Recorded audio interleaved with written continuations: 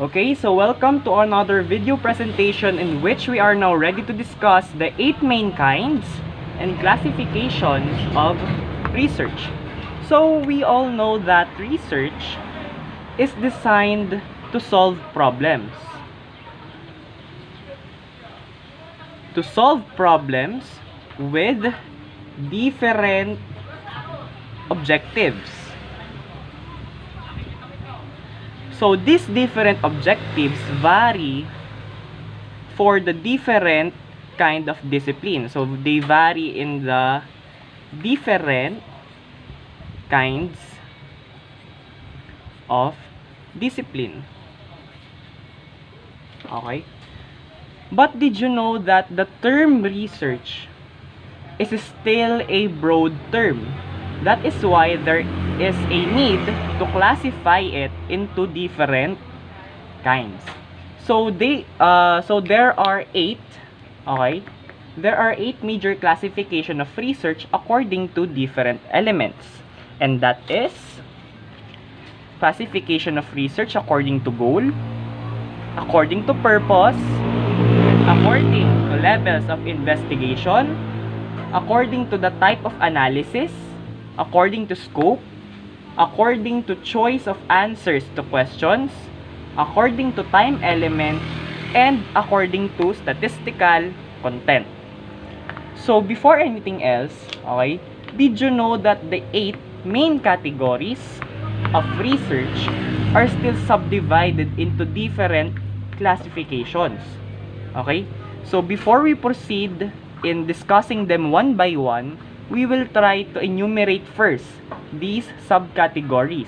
Okay, so the classification or the kinds of research under the element according to goal are as follows.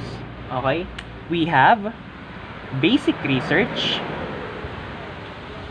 and applied research.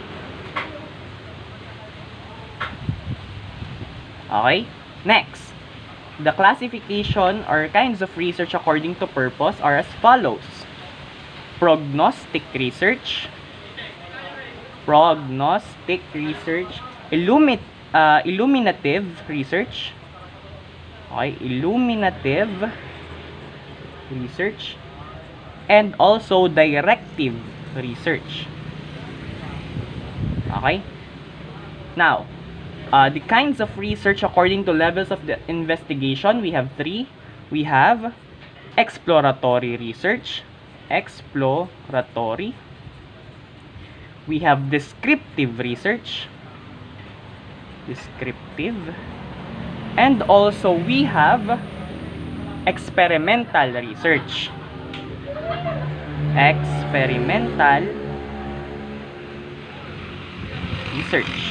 okay. Next, kinds of researches according to the type of analysis, we have 2.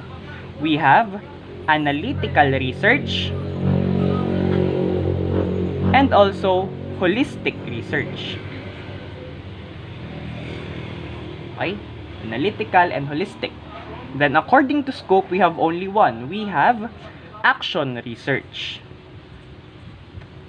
Next, according to the choice of answers to questions, so we have 2. We have evaluation research, and also we have developmental.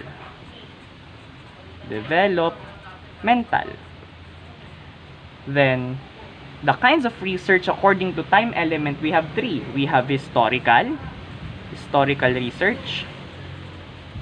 Then we have descriptive research,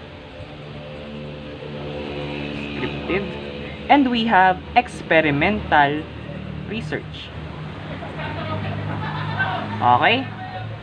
So the types of research according to the statistical analysis or the statistical content, we have only 2. We have qualitative and we have quantitative. So in our further discussion, we will discuss this type of researches one by one. Okay? So before we proceed, let us have this main idea. Okay? So, the main idea here is that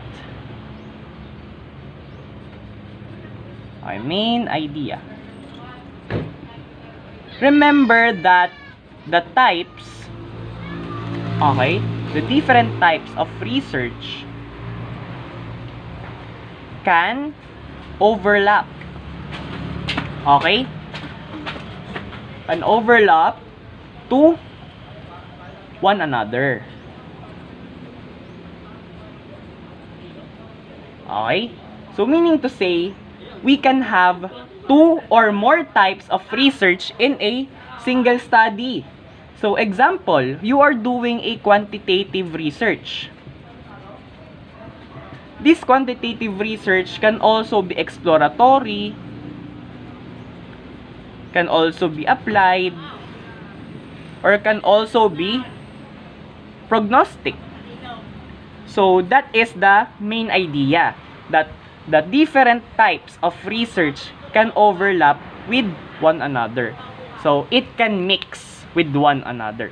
So, in our next video presentation, we will now proceed to the different kinds or classification of research according to goal.